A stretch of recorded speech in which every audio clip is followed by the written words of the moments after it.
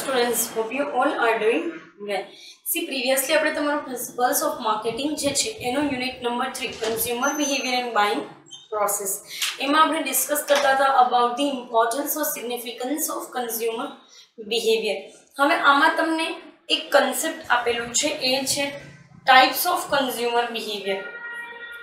બરાબર, અને એના માટે બેઝ તરીકે તમને એમ આપ્યું છે કે level of significance between brands. બરાબર, હવે એ શું કહે છે તમને? High involvement and low involvement buying જે છે બે કેટેગરી આપેલી છે. કઈ વસ્તુ જે છે એની અંદર સિગ્નિફિકન્સ વધારે છે ને કઈ વસ્તુની અંદર સિગ્નિફિકન્સ ઓછું છે. ઇટ મીન્સ કે ફ્યુ ફાઇન અમુક જ બ્રાન્ડ હોય અને બહુ જાજી બધી બ્રાન્ડ છે ને એ બી સારી સારી બ્રાન્ડ છે, તો એમાં તમારે કેવી રીતે ચૂઝ કરવું એને રિલેટેડ તમને અમુક આપેલું છે કે કઈ જગ્યાએ કન્ઝ્યુમર હાઈલી ઇન્વોલ્વ હોય છે પરચેઝિંગની અંદર, કઈ જગ્યાએ કન્ઝ્યુમરનું ઇન્વોલ્વમેન્ટ એકદમ લો હોય છે. ફાઇન, ફર્સ્ટ તમને આપેલું છે લેવલ ઓફ સિગ્નિફિકન્સ બિટવીન બ્રાન્ડ્સમાં. એમાં એવું કીધું છે કે સિગ્નિફિકન્ટ લેવલ ક્યારે હોય એટલે કે એકદમ નોંધપાત્ર એવું કહી શકાય. કારણ કે આપણે કોઈ બી વસ્તુ જે છે ને એના ઉપર બહુ હાર્ડલી ફોકસ કરતા હોઈએ. જ્યારે આપણા માટે ઇમ્પોર્ટન્સ ન હોય, બરાબર, કોઈ વસ્તુનું ઇમ્પોર્ટન્સ નથી તો આપણે હાર્ડલી એના ઉપર ફોકસ કરતા હોય. But if it is important then we are strongly focused. હવે અહીંયા જો તમે આ એક પર્ટિક્યુલર, બરાબર, એક આ પર્ટિક્યુલર સ્ક્વેરને આપણે જોઈએ તો હાઈ ઇન્વોલ્વમેન્ટમાં તમને એવું કીધું છે કોમ્પ્લેક્સ બાઇંગ બિહેવિયર. સમજીએ શું કહેવા માંગે છે લોકો. Complex buying behaviour it means કે તમારા માટે જે છે ગૂંચવણભર્યું કામકાજ છે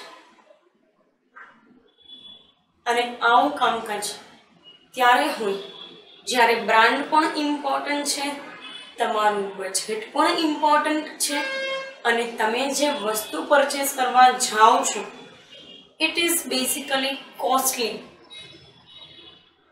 તમને બહુ સિમ્પલ એવું એક્ઝામ્પલ આપું છું. If you are going to buy laptop, તો લેપટોપ તો કેટલા બધા રેન્જ સુધી આવે છે, કેટલા બધા ફીચરમાં પણ આવે છે, પણ તમારું બજેટ 45,000નું છે.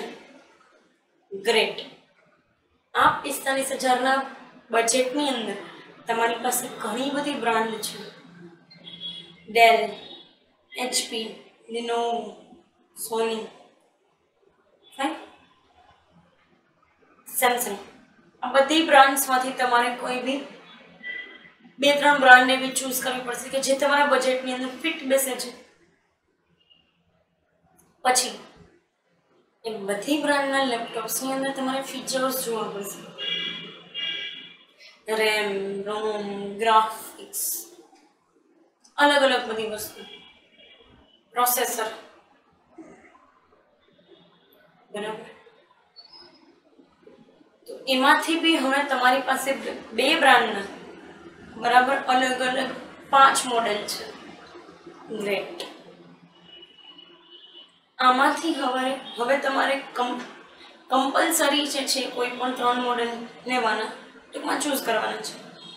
એટલે બે એમાં કે જે તમને ઓછા ફીચર લાગતા હશે કાઢી નાખશો, એટલા પૈસામાં ઓછા ફીચર લાગતા હશે એ તમે કાઢી નાખશો. હવે તમારી પાસે બે ઓપ્શન છે અને એ બે ઓપ્શન અલગ અલગ કંપનીના બે લેપટોપ છે. ગ્રેટ. બે તો નહીં લઈ શકો, એક જ લઈ શકશો. એમાંથી મોસ્ટ કમ્પેટેબલ હશે ને કે જે તમને સૌથી સારામાં સારું ફીચર આપતા હશે એ તમે ચૂઝ કરશો. એમાં બી તમે બીજા 2-3 જણાને પૂછશો how it actually works and then you are going to buy it.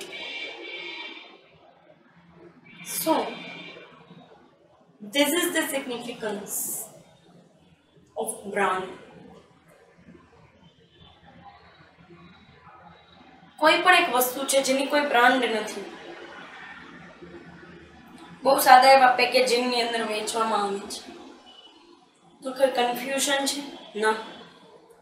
એ જ મળે છે ને એ જ લેવાનું છે, વાત થઈ ગઈ પૂરી. હવે તમને કીધું છે ફ્યુ, બરાબર. એની અંદર પણ તમને એક વસ્તુ કીધેલી છે કે રિડ્યુસિંગ બાઇંગ બિહેવિયર.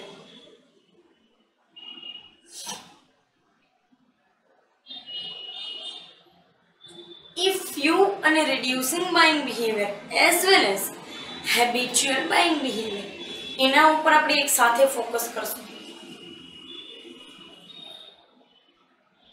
એક બહુ ઇન્ટરેસ્ટિંગ વસ્તુ આપેલી છે એ છે વેરાયટી સિકિંગ બાઇંગ બિહેવિયર. જોઈએ શું થઈ શકે એમ છે. પહેલા ફ્યુ, એમાં તમને એક વર્ડ આપેલું છે ડિસોનન્સ. ડિસોનન્સનો સીધો સાદો મિનિંગ થાય છે લેક ઓફ હાર્મની, બરાબર. એટલે કે કોઈ પણ વસ્તુ જે છે એ હાર્મોનાઇઝ્ડ નથી, સિક્વન્સમાં નથી,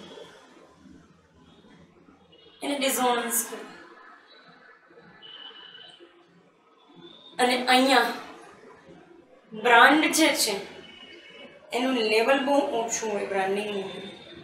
બીજી વસ્તુ બાઇંગ બિહેવિયર રિડ્યુસિંગ, કોઈ પણ પરચેસ તમે લેતા હોય પછી એને બાય કરવાનું છોડી દો છો તો એનું બાઇંગ રિડ્યુસ કરી દો છો, ડિસોનન્સ આવી જાય છે. આવું શું કામ? કારણ શું એનું?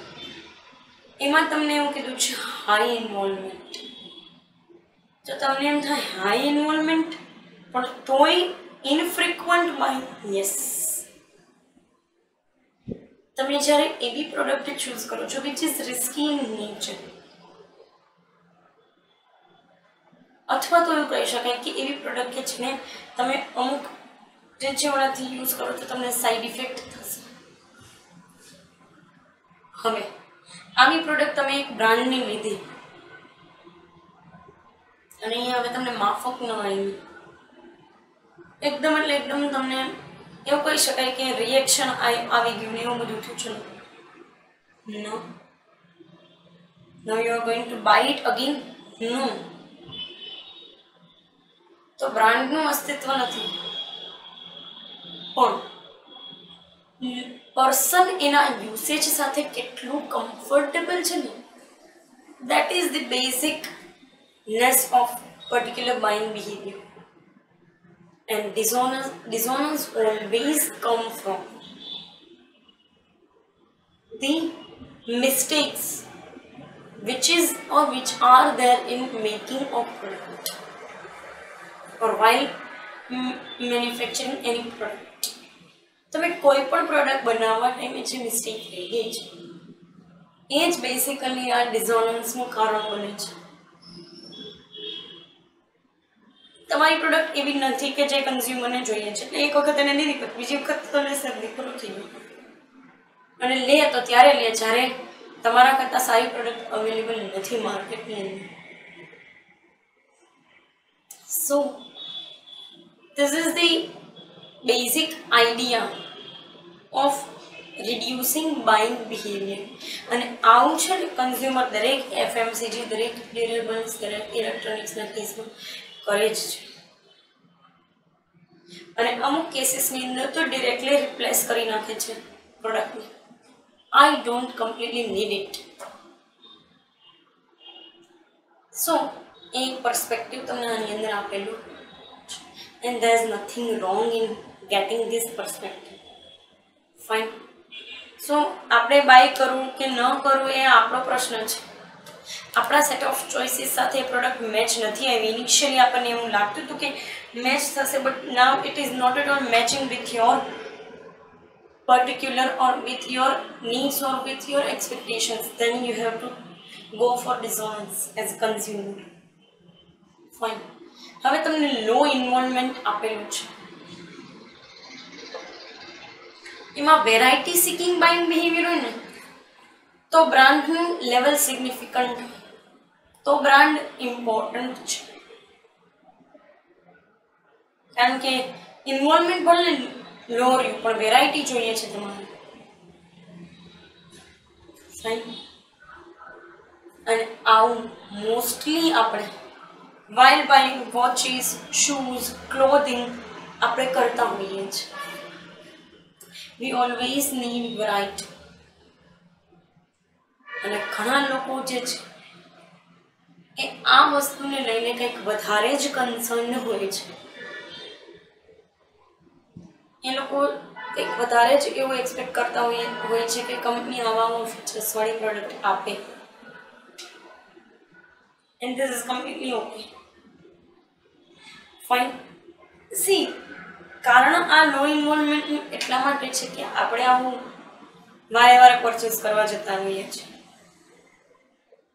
એ કપડાં કાંઈ એવી એક્સપેન્સિવ વસ્તુ તો છે નહીં. ફાઇન, નો ડાઉટ બ્રાન્ડનું ઇમ્પોર્ટન્સ છે, બટ પર્ટિક્યુલરલી તમારું ઇન્વોલ્વમેન્ટ એ પ્રોડક્ટની અંદર એટલું નહીં જેટલું normally consumer durables, electronics, vehicles purchase કરવાનું હોય. ફાઇન.